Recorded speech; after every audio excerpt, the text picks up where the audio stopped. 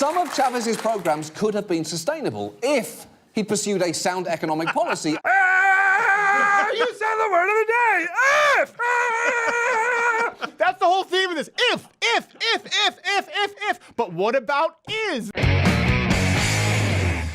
Question of the day. Would love to hear your feedback. What example would you use if you're an advocate for socialism, for successful long-term socialism? To which country would you point? I'm curious because John Oliver released this video, as we talked about, the Venezuela video here, and he talks about how important it is. And there's nothing new here. It really does. And I really want you to go watch the entire video. What is it, about 19 minutes? 19 minutes, It's about 19 minutes. I encourage you to watch the entire context. We're going to try to do our best to get to the factual information presented. And there's less and less with each John Oliver video. Let's go, clip A. Has been hard to keep up with events in Venezuela due to the hurricane of that we've all been dealing with here. Although, if you follow conservative media at all, you may have seen it frequently painted as the inevitable dire consequences of a socialist government. For a case in point, just watch this InfoWars reporter quizzing an extremely chill Bernie Sanders supporter. You know Leading Venezuela, the witness, right? Your Honor. Heard of it. A majority of the country is currently eating rats, while their politicians are drinking champagne on a daily basis. If Bernie Sanders were president, right, and he wanted to bring the same ideas as for socialism into this country, Why is she dressed like Donald Duck? do you think that we would benefit? Yeah. But I just told you Venezuela's eating rats. Duck screwed Sailor Moon. But I just want people to have health care, honey. I don't want, like... Well, Same thing Hugo Chavez. You people have, like, worms in your brain, honestly. What you do have there is a nice distillation of the current level of political discourse in America. Two people who don't really know what they're talking about, condescending to each other nonsensically until one of them lands a sick burn. Here's the thing, I actually agree with almost everything he just said, except for the sick burn part. And that's what's important here. We're going to get to the examples, the data, the facts, and all of our sources in a minute. But if you think, I just want free health care, you people have worms in your head, is a sick burn, no facts, data, or analysis thereafter in this piece here can convince you. All right? I just want to make sure, because we just have to, we disagree at that point. By the way, it's a classic straw man, where he sits there and talks about two people who have no idea what they're talking about. If it's so lowbrow, why did you choose this example? You could have taken an example of Noam Chomsky and Sam Harris talking about socialism. You could have picked any example. This is what you picked. But what is happening in Venezuela is not just extremely important, it is absolutely worth paying attention to, because this is not just a story about socialism. There are plenty of socialist countries that look nothing like Venezuela. It's a story about epic mismanagement.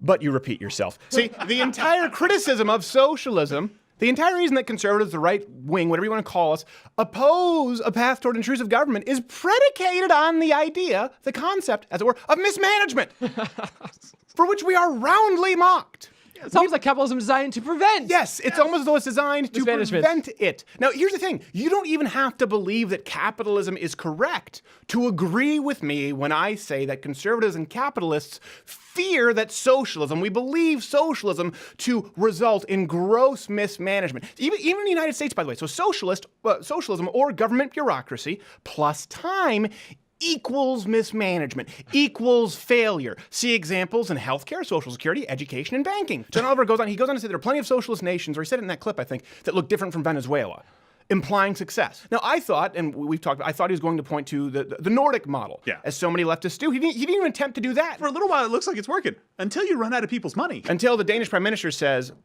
we're not socialists. Bernie Sanders, please shut up. You can call it democratic socialism, you can call it national socialism. There is no good socialism. That's the only constant. And it always results in mismanagement. Let's see. And I've said this before when we've covered what's going on in Venezuela. It is not one thing. It is not just the fact that it's a socialist country. It is a number of factors that played a role in the economic downfall of the country. But I'm not saying that we all want to live in communist, or the Soviet Union or China. Terrible, terrible things happen there. But that's what we always revert to. We say, well, is it not possible that we could, for a start, they didn't do it properly. They ignored it. That's what everybody says, but no one's ever done it properly.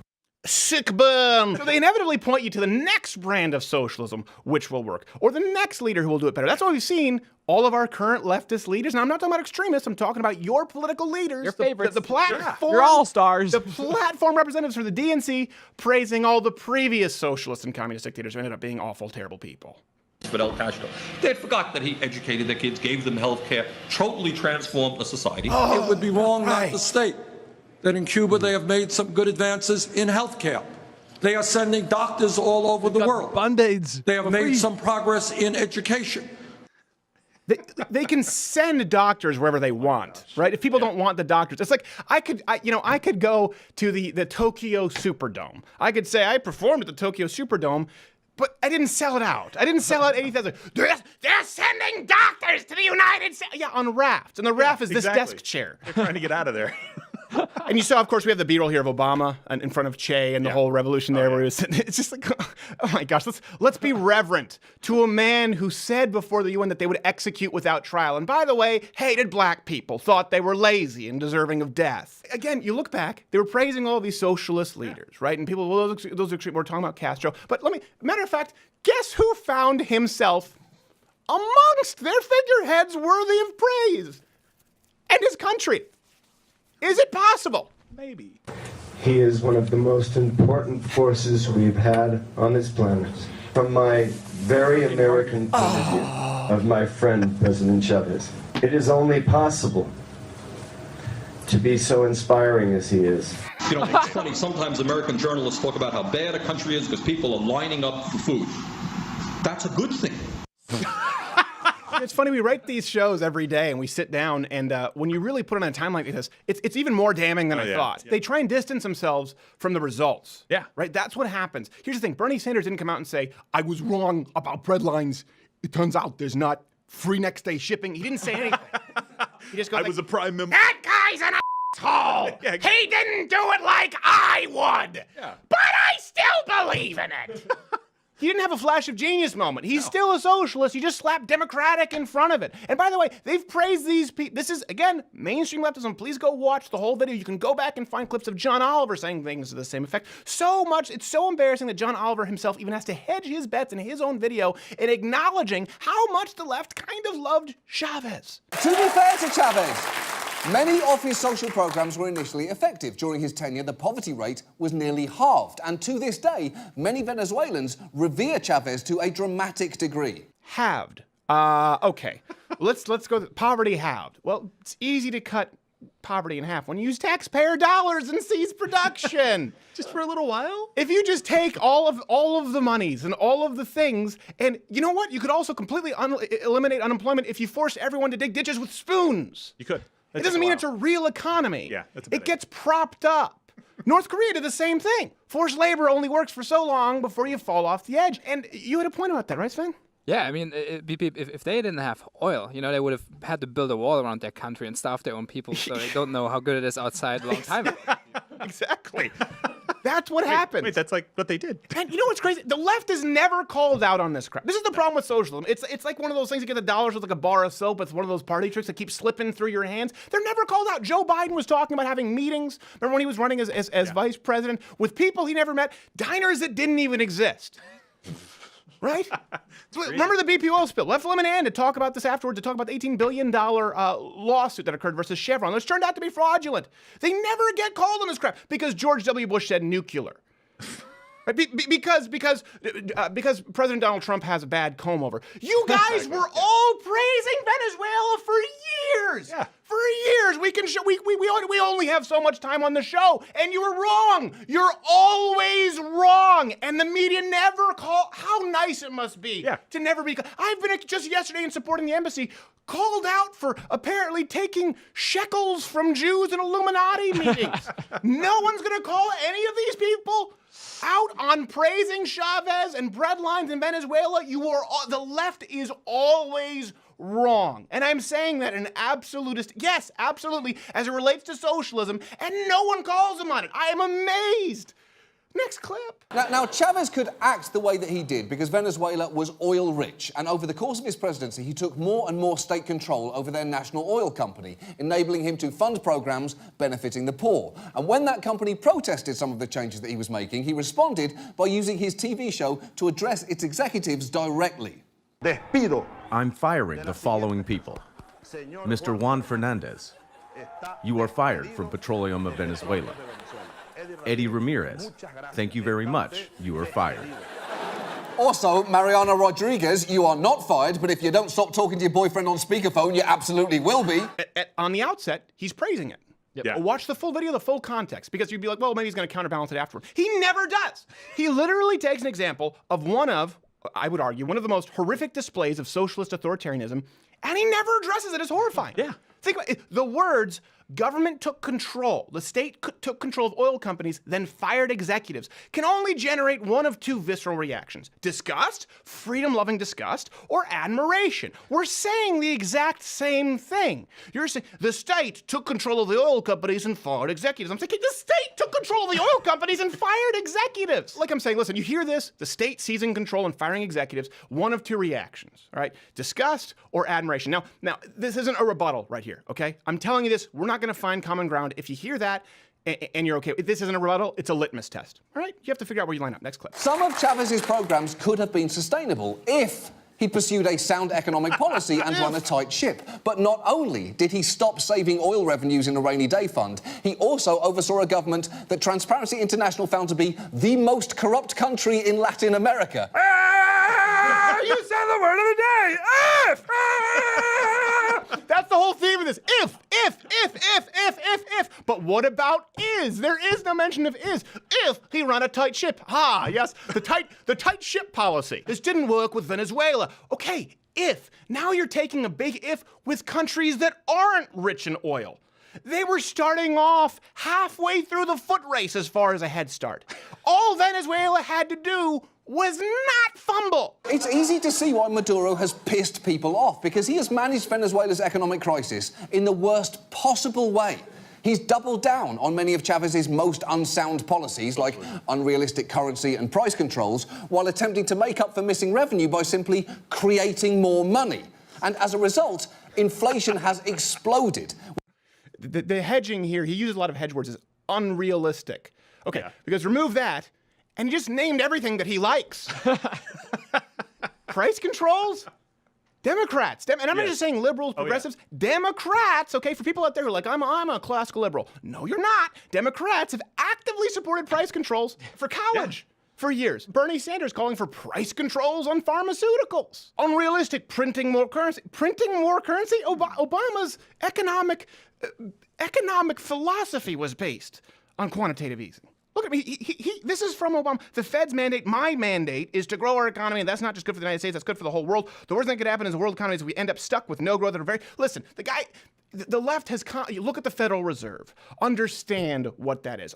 Look at people, the most radical right-leaning people, they want to go back to a gold-backed standard, right? This is something that conservatives have been openly mocked for opposing for years. Printing of more cash. It's a fundamental premise of the left, right, as far as Keynesian economics. By the way, I learned Keynesian economics in college. Never once read Adam Smith. Never once read Hayek. Who'd have thought? Maybe John Oliver and I went to the same college. Probably not. All right, next clip. And those shortages have had some terrible consequences. Yes. This food shortage is widespread. Over the last year, 3/4 of the population has lost an average of almost 20 pounds. Look how fat I used to be. This is how many holes I had to make in my belt on the Maduro diet. Goodness, that would be good for him. The Maduro diet. That is actually now a commonly used phrase in Venezuela. And it's a very healthy-sounding term for a truly horrifying situation. Well, okay, hold on a second. That guy looks not bad. He must have been really fat. Back to picking the wrong examples again. Yeah. Well, so he just starvation. Okay, here's where we can find common ground, right? We all agree starvation is bad. Good, there we go. But why is there starvation? Why are there food shortages? What did the government do with food?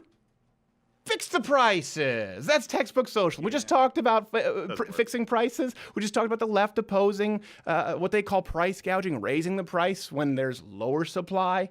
This results in chronic shortages because the price is set too low. He literally, after this, just goes on to make fun of Maduro and attack him for eating an empanada on air. It's a 19-minute video. I highly recommend that you go and watch the entire thing. There's almost no continuation as far as criticism. It's easy to find. It's at the top of the trending list. It's at the top of the trending list. As far as continuation of the policies, any criticism. Now, why? Why is there no continued criticism of the policies? It goes on to talk about what a jerk Maduro is. Because the policies are either identical to, obviously, we have Chavez, or far too similar to policies that today's current left supports, including John Oliver. So go watch the video, see for yourself. It's around 19 minutes. I want you to watch it, okay? I want you to come back and comment. I want you to question our sources. I want you to get as much context as humanly possible and make up your own mind. That's what I want you to do. And I see this with John Oliver more and more and more and more. You know, it used to start off where we would have to go through a 12-minute video and go through each source. We scraped this video for every single piece of factual information he presented. There's very, very little. And I don't want to fact-check jokes. I don't want to jump on a guy for telling jokes. I think some of the bits in there are funny, but that's not what this was about. This has 3 million plays. It's at the top of trending lists. This is at the front page of HuffPo because people like what he has to say. So we wanted to see what it was that he had to say. And I think that you need to get as much context as possible, make up your mind, because like I said, okay, if you think the statement's like, I just want free healthcare and you have worms in your head, if you think that's a sick burn, or if you're hearing that the state seized controlled production and fired executive, if that statement warms your cockles, there's no middle ground for us, okay? This is something important. A lot of people say, oh, we want civility. No, I don't care as much about civility as I do about honesty. And we need to get to the truth. We find common ground. Starving is bad. We find common ground. We don't like poverty. That's great. That's enough common ground. We don't need to act as though we're finding common ground on economic policy that is evil. You see the results time after time after time after time. And you'd think they'd have egg on their face because they praised people who were evil in Castro, in people like Chavez. And I'm pretty sure you could probably find them praising Maduro at some point too. Because, I mean, really, we have clips of them praising bread lines. It's not too far-fetched to say somewhere down the line, Maduro got a pat in the back from Bernie Sanders. So there's no middle ground here. If you just find those statements to be heartwarming, I disagree with you. And that's okay. Let us know. Hey, if you like this video, subscribe or click the notification bell. You should do both anyways because YouTube doesn't notify you if you're just subscribed. You have to hit that notification bell. So if you already are subscribed, hit the notification bell. And if you're not supporting this content, go to louderwithcreditor.com/mugclub. You get the full nightly show, an hour, every day, free, when you subscribe. This Handach Girthy mug, as well as other programming. And listen, you also get to support Not Gay Jared's Remicade treatment. I don't know what it is. I know it has something because he had ulcerative colitis. It doesn't anymore, thank God, because I removed his colon. And truth be told, it's not working very well anyway.